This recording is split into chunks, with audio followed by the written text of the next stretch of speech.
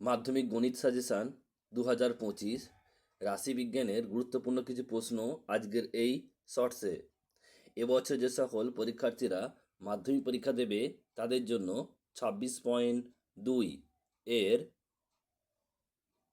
15 দাগের প্রশ্নটা খুবই গুরুত্বপূর্ণ। এক নজরে দেখে নাও কীভাবে এর উত্তরটা হলো।